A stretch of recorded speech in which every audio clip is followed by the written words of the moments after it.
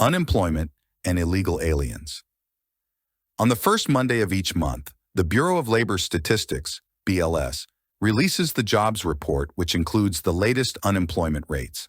Politicians use the numbers to justify how well they are managing the nation's economy, and recently using the low numbers to justify the open border policies. BLS releases 6 statistics. Only 2 are germane to this discussion. U3, the official unemployment rate, showing the total number of unemployed people as a percentage of the labor force, and U6, sometimes called the real unemployment rate. It includes people who are unable to find jobs, as well as those who are no longer looking for work and those who are working fewer hours than they'd like. Who is considered as unemployed? The definition of an unemployed person is someone of working age, 16 and up, jobless, able and available to work, and actively looking for a job. Actively looking for a job is key. If you are of working age and not looking, you are not included in the U3 statistics. On the other hand, an employed person is very simply defined as someone with a job. A job can include anything from doing full-time work to doing part-time work to being self-employed. It also includes employed illegal aliens. In 2019, the U3 unemployed rate was 3.5%. In 2023, the rate was 3.6%, whereas the real unemployment rate, U6, in 2019 was 3.6%, and the 2023 rate was 7.0%. What caused the big jump in the U6 rate? Why work when the government will pay you not to work? 21.3% of U.S. population participates in government assistance programs each month. In February 2024, the inactive labor force amounted to about 100.43 million people in the United States. Labor force measures are based on the civilian non-institutional population, 16 years old and over. The current labor force participation rate is right around 63%, the lowest rate recorded since October 1971. That means that about 37% of people aged 16 and older are not working or looking for work.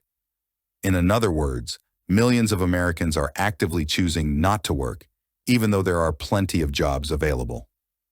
Millions of Americans are receiving hundreds to thousands of dollars in government funding, safety net expansions, and health care subsidies, making the same or even more than with their salaried jobs while unemployed. This resulted in many Americans choosing not to re-enter the workforce.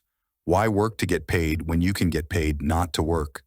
In a recent study, researchers found that supplemental unemployment benefits, up to $600 a month, food stamp expansions, child tax credits payments, and other COVID-related government benefits amounted to over $120,000 a year, given to families in many states.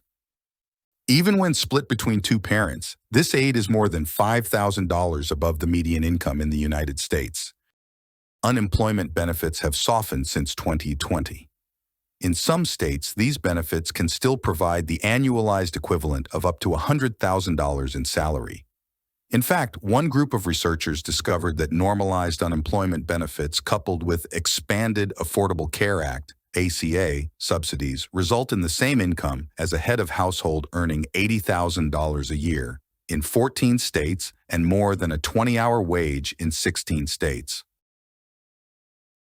Employers cannot compete with the government.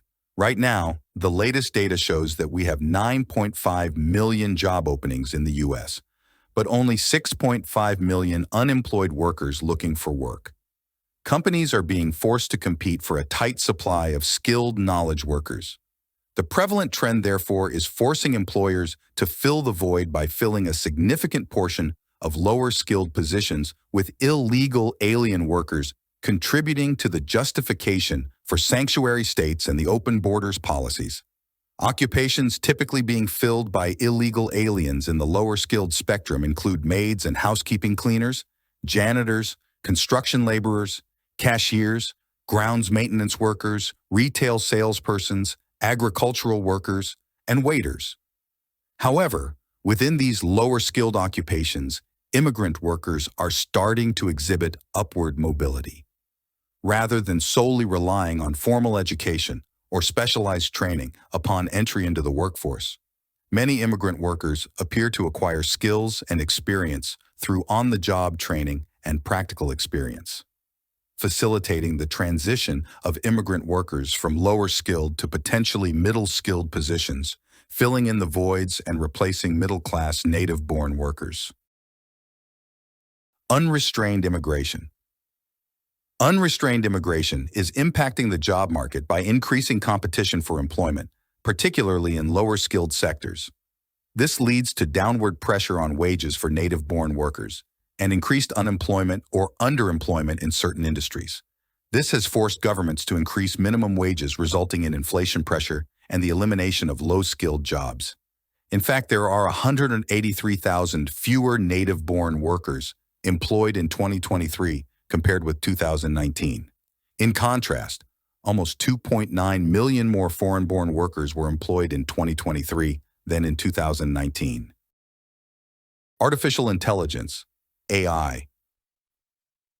The integration of AI and robotics into various industries is starting to transform the job market, leading to the displacement of low-skilled American and illegal alien workers, as tasks previously performed by humans become automated.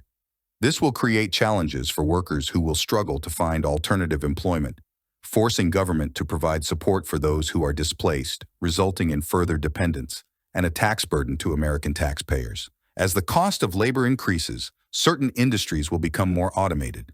The results will be a shift in demand for labor towards sectors that require higher skills and are less susceptible to automation.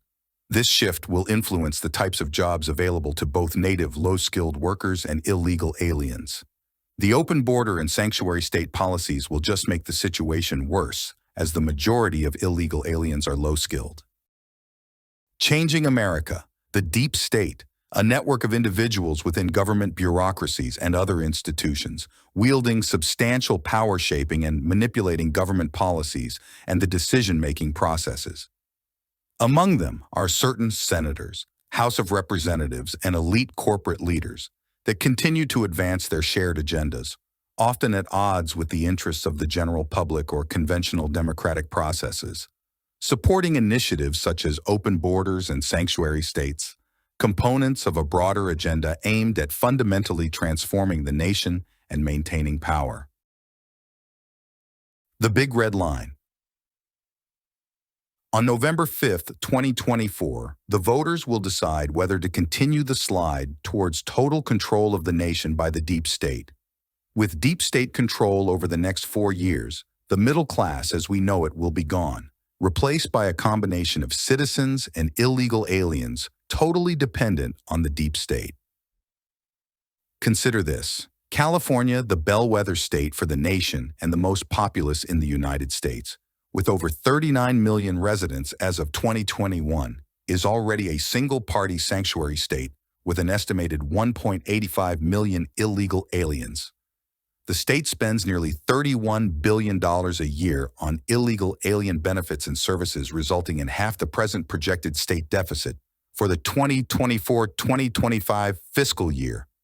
In California, 4.7% of the labor force was unemployed, as measured by U3, and 9.3% for U6 in 2023, significantly higher than the national rate of 3.6% for U3 and 6.9% for U6.